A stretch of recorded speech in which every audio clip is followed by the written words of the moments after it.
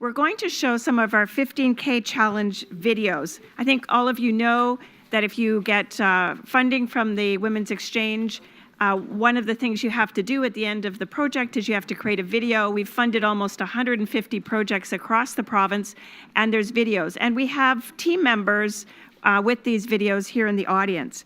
So, first off, could I ask all the recipients of 15K Challenge funding, people in the audience, can you stand up, people who've received support from this initiative?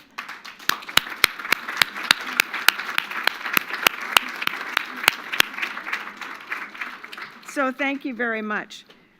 So what we'd like to do now, I think you saw some of the videos playing at different times, maybe before we sort of officially started the program. And we'd now like to showcase 4 of our recent 15K project videos. And I think we'll start off with hopefully some assistance from the back of the room. Thank you. Research evidence is growing that trans people are at an increased risk of sexual assault. Despite the increased risk of victimization, trans people may experience significant barriers to accessing healthcare, such as experiences of discrimination in healthcare settings. When trans people do seek treatment and support post-sexual assault, health professionals may be unaware of their diverse body configurations, the language they use to describe their bodies, and their heightened risk for polyvictimization, depression, and suicide. It is essential, therefore, that health professionals be adequately trained so that trans people who have been sexually assaulted receive informed and appropriate care. With funding from the Women's Exchange 15K Challenge, Women's College Research Institute at Women's College Hospital collaborated with the Ontario Network of Sexual Assault and Domestic Violence Treatment Centres and an advisory group of experts to develop a survey to examine, among network nurses, the need for additional training in the care of trans people who have been sexually assaulted. 94 nurses providing frontline care responded to our survey, of whom 96% agree that they would benefit from additional training on how to provide appropriate care to trans people who have been sexually assaulted. Additionally, nurses noted that I would like to know how to provide an opportunity for clients to disclose or share personal information. I would like to learn some of the terminology used to provide care that is non-judgmental. We need to understand that not all trans individuals have body dysphoria, and not all patients are comfortable talking about their anatomy. Moving forward, the findings from this study will lay the groundwork for the next stage of our research. In collaboration with Rainbow Health Ontario and our advisory group, we are developing and will pilot and evaluate enhanced training for nurses working in Ontario's sexual assault and domestic violence treatment centres to better meet the diverse needs of trans people who have been sexually assaulted.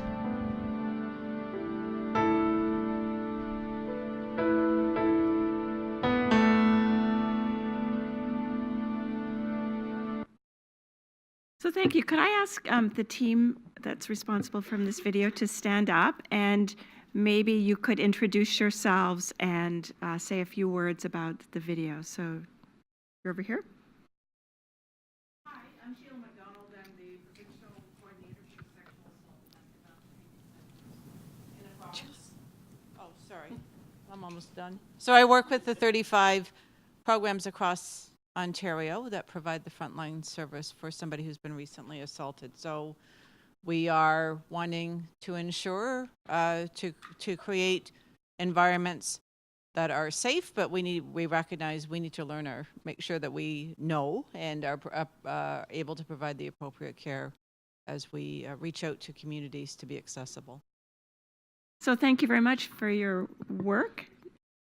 Did anyone else? Stacey there? Just going forward with further funding from Women's Exchange, we're developing a training using the competencies developed in this first phase. And we've actually got a project coordinator and student working on that this summer.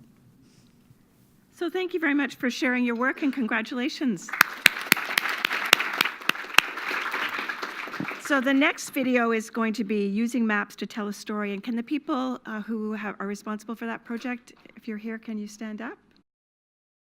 Thank you. And do you want to say a few words about your project to introduce it before we play the video?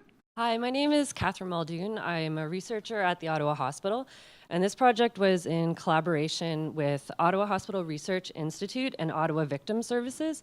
So we built a case registry of hospital-based information, and then it really grew into a program that transcends healthcare, the justice system, and then social and geographic mapping tools that we've used. So the 15K grant has been incredibly useful for developing our research group. It was excellent for training opportunities for research assistants who are medical students and criminology students. We've had 5 abstract publications, manuscripts developed.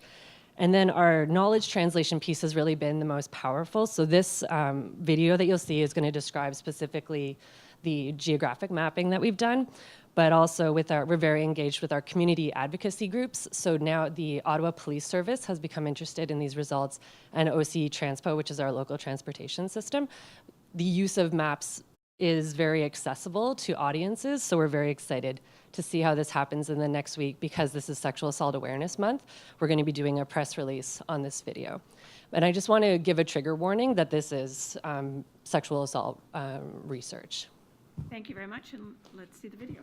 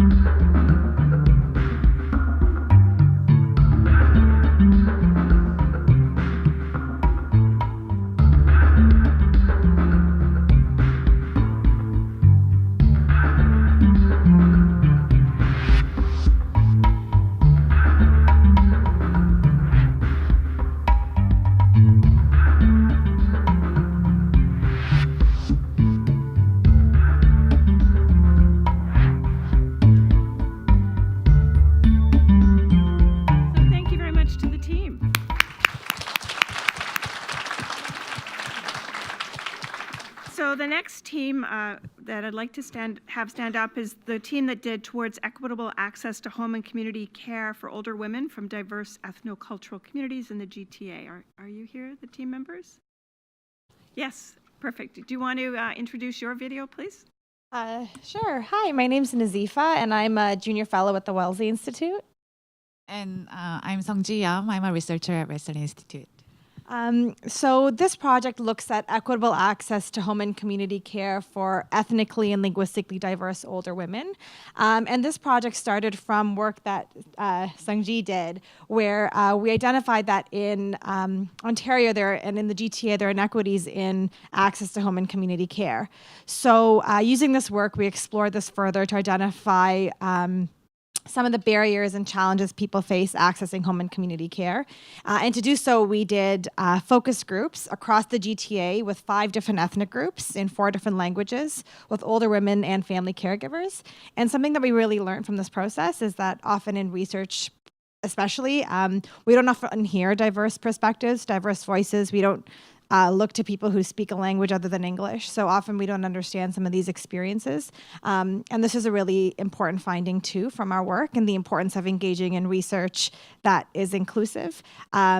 And with this work, we have 2 research reports coming out at the end of June, as well as a policy paper that we put forth with targeted recommendations towards the local health integration networks, as well as the Ministry of Health. And through this work, we've been able to push the needle a little when it comes to equity around home care. So we hope you enjoy the film. Thank you, and let's play the video. Home and community services assist people of all ages who require care in their home and in their communities. Home care supports and community supports keep people well and treat them at home if they're sick. While home care is used by people of all ages, the majority of users are 65 or older. For many seniors, there are challenges to accessing these services in Ontario. Your immigration status, country of origin, ethnicity, or first language can all make getting home care difficult. Recently, Wellesley Institute explored why these challenges exist. 喺屋企我係有人幫助嘅，因為我唔能夠照顧到自己日常嘅生活。曾經有人俾個電話我，叫我打去家居護理，要求幫助。對方講嘅英文，如果我打電話對方明白我講嘅，咁就最好啦。之後我跌親入咗醫院啦，醫院就幫我聯絡家居護理。咁之後呢，我先至得到佢哋嘅幫助。In Ontario, 1 in 3 seniors has a first language that is not English or French. In Toronto, that number rises to nearly half of all seniors.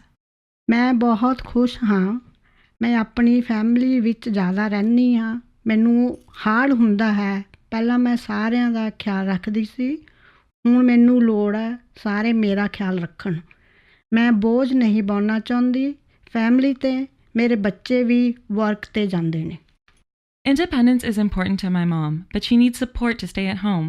I'm there often, but can't be there all the time. With her Alzheimer's getting worse, she's beginning to lose her English. This makes everything a little more complicated. With diseases that can impact cognitive functioning, like Alzheimer's or dementia, speaking multiple languages can become difficult. People often revert back to their first. When care is delivered without an understanding of cultural needs, families have to fill the gap. With everyone working, I can really feel alone. That's why I need something to do. The waitlist for programs that I like, yeah, with activities and food that are familiar to me, are just so long. I finally got accepted to a program, but then the bus was cancelled. Now I'm worried about always having to ask my daughter to drive me. A senior's social network can positively impact their health. There are some community support programs across the GTA for seniors from different cultural backgrounds. However, with high demand, people can find that there are few spots open in their local communities. As we age, our needs continue to change. These needs are unique to who we are, the experiences we carry with us, and the communities we're part of. There's no one-size-fits-all solution to home and community care. We need a shift towards recognizing and responding to the diversity of needs among Ontario seniors. Wellesley Institute works in research and policy to improve health and health equity in the GTA through action on the social determinants of health. For more information, visit www.wellesleyinstitute.com. So thank you. And the last video that we'll do today before we do our awards and wrap up is a project on young Inuit women caring for each other.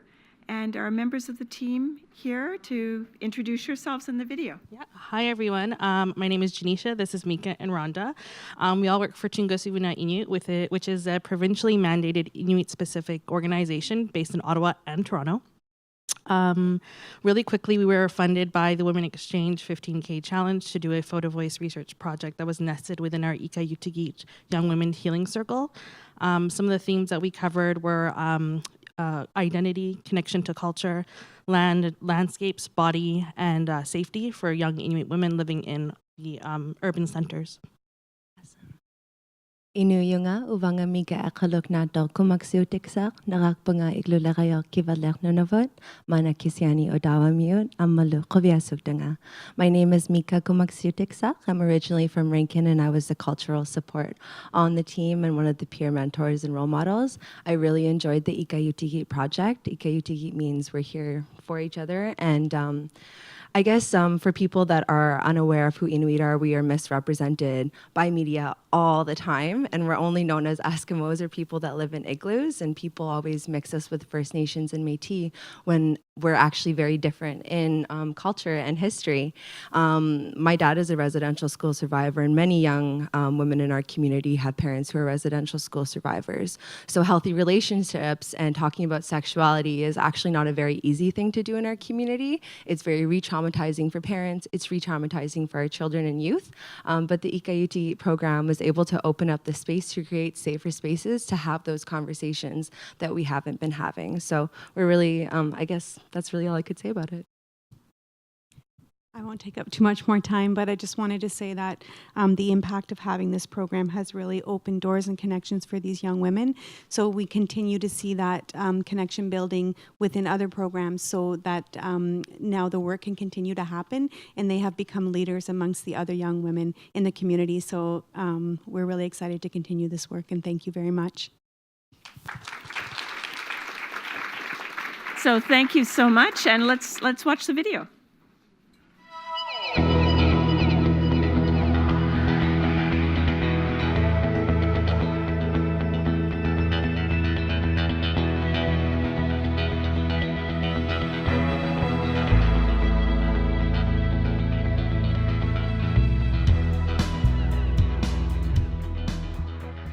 This healing circle was created as a collaborative effort here at TI with a couple of different departments.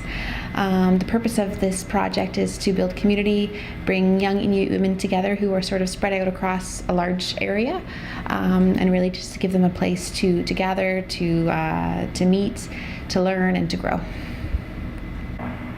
I don't usually leave the house, and when I do, it's actually just not being strangers, but being someone who has like the same experiences and background as me.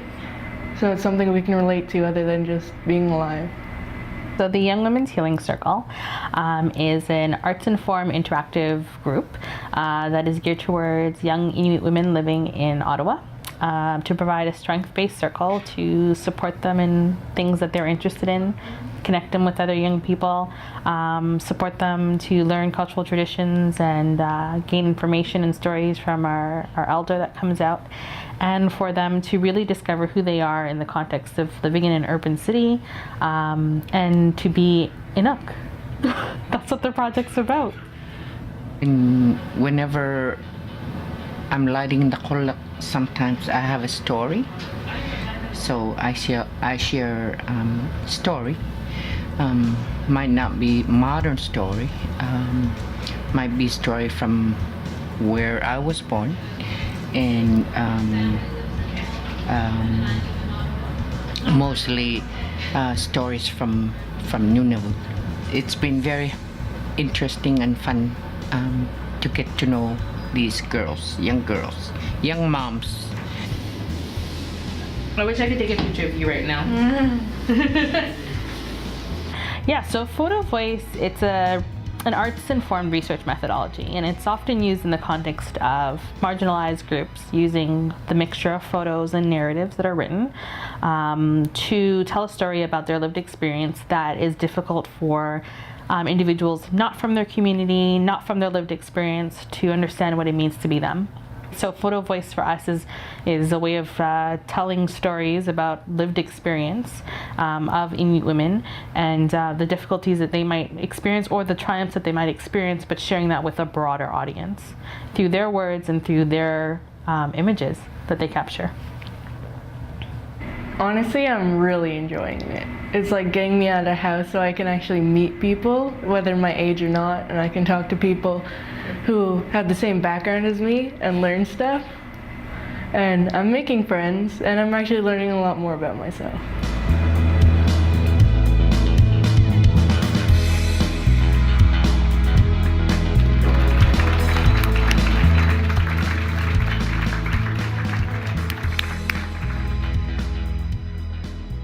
So thank you so much for all of the teams for coming and sharing that amazing work that you've done. That was really inspirational. So thank you so much.